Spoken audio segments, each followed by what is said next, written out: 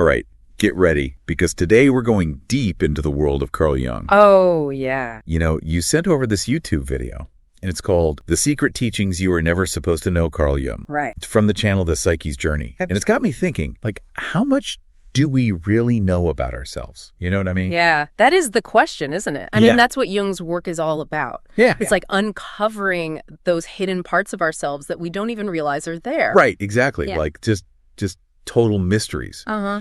So one of the most, I guess, famous things that Jung talked about is the unconscious mind. Right. And, you know, I always thought of it as like, you know, that's what all the repressed memories are. Yeah. All the bad stuff. Yeah. But this video has given me a whole new way of thinking about it. I think so, too. Yeah. I mean, it's not just about, you know, past experiences or memories or whatever. Right. It's like an active force that shapes us, you know? Yeah. It's like, it's there all the time, you know? So how do we get in touch with this hidden world? Yeah. Well, I think the video talks about dreams a lot. Okay. Dreams as like a direct line to the unconscious, you know? Right. And so, you know, if you're Obviously. ignoring your dreams, you're like kind of silencing that guidance system that you have inside of you. Right. They're packed full of symbols, you know? Yeah. And those symbols are trying to steer us in the right direction. Like a compass. Yeah, exactly. Pointing us in the direction we need to go. Uh-huh. Yeah. I love that. So do you remember that recurring dream you were talking about? Oh, yeah. You were searching for something. Yeah. Always looking for something. Yeah. I think Jung would say there's something there, you know? Like gold to be mined. Yeah.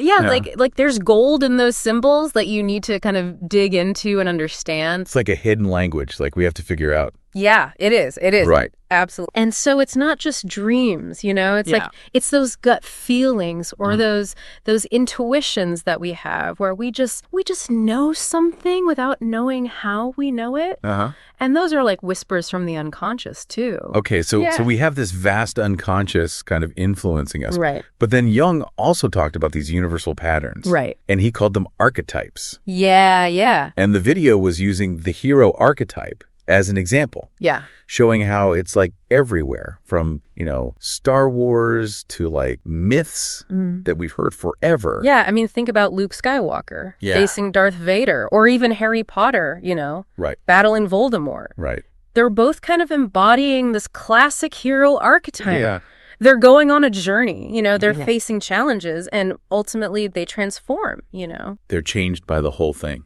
And I think what's so amazing about these archetypes is that they really seem to show up in every culture. Right, they do. And throughout history. They do. It's like we're all tapping into this kind of collective human experience. Like we're all kind of connected to this same story. Yeah, exactly. Yeah, He called it the collective unconscious. Right. And it's like this deep well of shared wisdom and imagery. So it's like, okay, we're connected on this deeper level. Right. And these stories, they're not just random. Right. They're speaking to something within all of us. I think so, yeah. Yeah, I mean, That's why we instinctively understand them. Yeah. Those characters, the conflicts, they resonate with us on a really deep level. Yeah.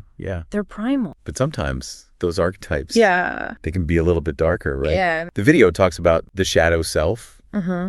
the parts of ourselves that we kind of reject or hide from. Yeah. Just all the stuff we don't want to look at. And we all have one, you know. Oh, yeah. We all have a shadow. Totally. It's those parts of ourselves that we deem unacceptable. Right. You know, the qualities we deny or maybe we project onto other people. Right, yeah. But here's the thing. The shadow, Yeah. it's not bad. Okay. It's not inherently bad, I mean. Okay. It's like this wild, untamed energy that needs to be understood, Okay. you know, and integrated, Right. not feared or repressed. Okay, so how do we deal with this shadow Yeah. without, you know, freaking out? I think the first step is awareness. Okay. Just recognizing those shadow qualities within ourselves, you know, but not judging them, Okay. approaching them with curiosity, you know, Okay. like, for example, think about a time when you were just really irritated by someone else's arrogance. Yeah. What if that irritation is actually a reflection of your own shadow? Oh. You know? Yeah. Okay. Whispering to you. Like projecting it outward. Yeah, it's possible, right? Yeah. That's kind of a crazy thought. You know, Yeah. the things that annoy us Yeah. could be like telling us something about ourselves. Yeah. Exactly. Wow. Yeah, and I think, it's easier to point the finger outward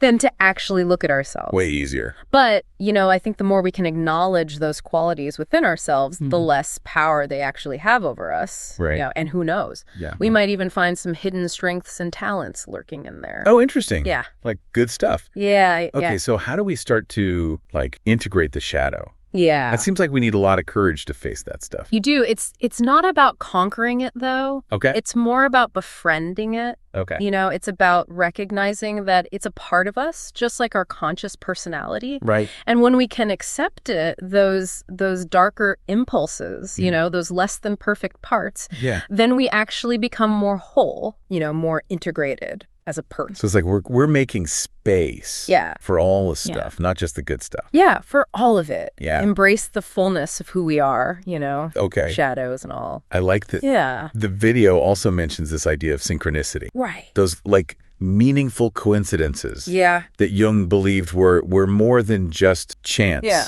Yeah. Have you ever experienced anything like that? Oh, absolutely. Yeah. I mean, I think we all have, those moments where it feels like the universe is trying to tell you something. Yeah. Like you're thinking about someone you haven't seen in years. Yeah. And then they call you. Yeah. Or you're struggling with a decision. Right. And then, you stumble across a book that has all the answers. Oh, wild. Yeah. Or, Yeah. or you happen to run into the right person at the right time. Right.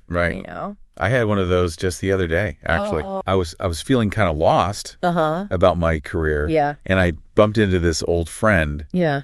who had just gone through a similar career change. Oh, wow. And it was just like, oh, Yeah. okay, Yeah. this is a sign, Yeah, like the universe is saying, hey, pay attention. Yeah, exactly. Those synchronicities, they can be really powerful reminders that we're not alone. Right. That we're part of something much bigger than ourselves. Okay. And Jung believed that they were a manifestation of the collective unconscious. Right. That deep well of wisdom that we were talking about. So it's like we're all connected on this level.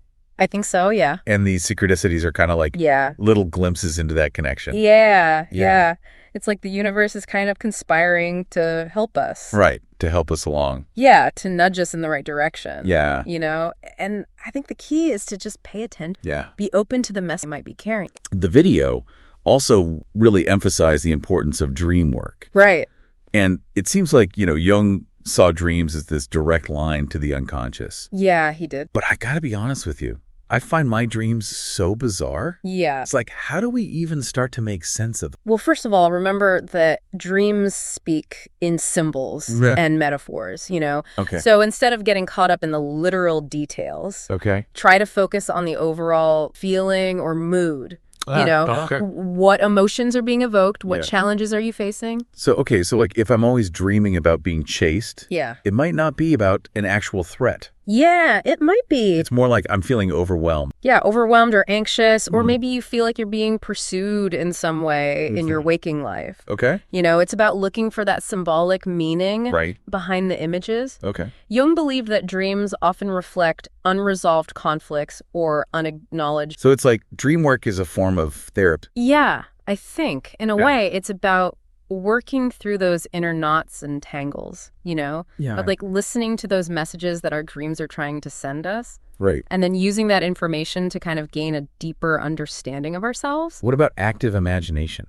Oh, yeah. The video mentions that. Yeah. As another way to tap into the unconscious. It's a really powerful technique for connecting with the unconscious. Okay. And it involves consciously engaging with your imagination, allowing images and symbols to kind of emerge from those deeper realms. This is like guided daydreaming. In a way, yeah. Okay. But it's more than just daydreaming. Yeah. It's about creating a space for those unconscious contents to surface and express themselves. So how would we go about doing that? Well, you might start with a dream image or a feeling or even just a word. Okay. And then allow your imagination to kind of take over from there, okay, weaving a story or a scenario. What kind of insights can we get from that? Well, it can help you understand your unconscious motivation, well, yeah, you know, your fears, your desires, even your creative potential. Wow. It's like unlocking a secret door within yourself and discovering this whole new world of possibilities. It sounds kind of scary, honestly.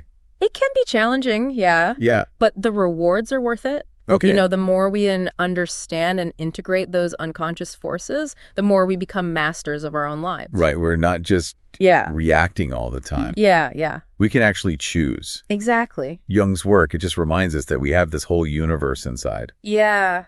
It's a little daunting. It is. But also exciting. It is. Yeah. Absolutely. So before we move on to the last part of our deep dive, we've talked about the unconscious mind, archetypes, the shadow, synchronicity, dream work, active imagination. Yeah. It's a lot. It is. But it's also really inspiring, wouldn't you say? Absolutely. Okay, so we've been on this amazing journey exploring the unconscious. Yeah. But how do we actually use this stuff in real life? Right. You know what I mean? Yeah, that's a good question. How do we apply Jung's ideas? Well, Jung believed that his work wasn't just theoretical, right? Yeah. It was meant to be, lived, experienced. Correct. And I think the video talks about developing certain skills, almost like training your mind to become more aware of these unconscious forces. So it's not about controlling the unconscious. Right. Not about controlling It's more about more about listening. Listening, yeah. Yeah, like a dialogue. Okay. Like a collaboration. Okay. Instead of trying to force it to do what we... Yeah. What if we approached it with a sense of curiosity and respect? Okay, I like that. Yeah. The video also talked about paying attention to those moments when we're really emotional, right? Way more emotional than we need to be. Mm-hmm. If I'm super angry about someone cutting me off in traffic. Yeah, that could be a sign that something deeper is going on. Okay. Maybe your shadow's trying to get your attention. So those big reactions we have. Yeah, those are clues. Those buttons that get pushed. Yeah. Instead of just ignoring them. Yeah, don't ignore them. Maybe they're actually... Yeah, they're trying to tell you something. Important. Yeah, pay attention. Okay, so... Ask yourself, what can I learn from? Right. What part of myself is trying to get my attention? Okay.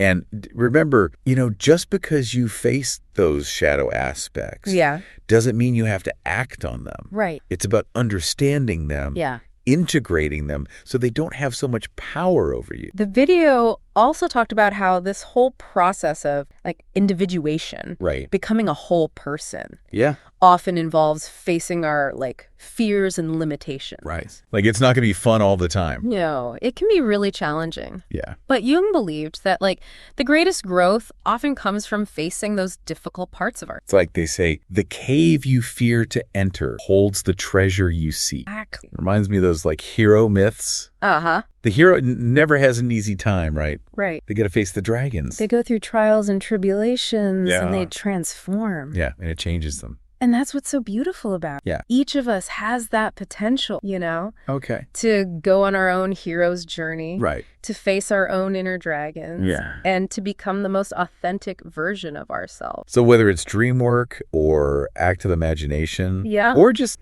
paying attention to how we react to things. Yeah. It seems like self-awareness is super important. Absolutely. The more aware we become. Yeah. The more we can make conscious choices. Right. The less we're just reacting on autopilot. It feels like Jung's work gives us a way to understand ourselves. Yeah, I think so. But then we have to actually do the work. Right.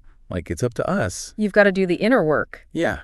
Jung said, the privilege of a lifetime is being who you are. That's good. And that journey of self-discovery, of individuation, it's a lifelong process. So it's not about reaching some, perfect end point. Right. It's about the journey. Yeah. The becoming. Yeah. The constant evolution. I like that. Yeah. Yeah.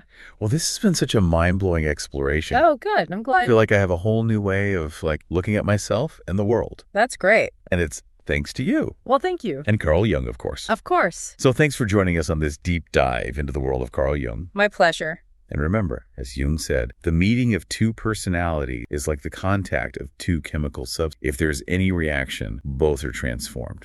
That's a good one. What transformations might be waiting for you, depths of your own psyche?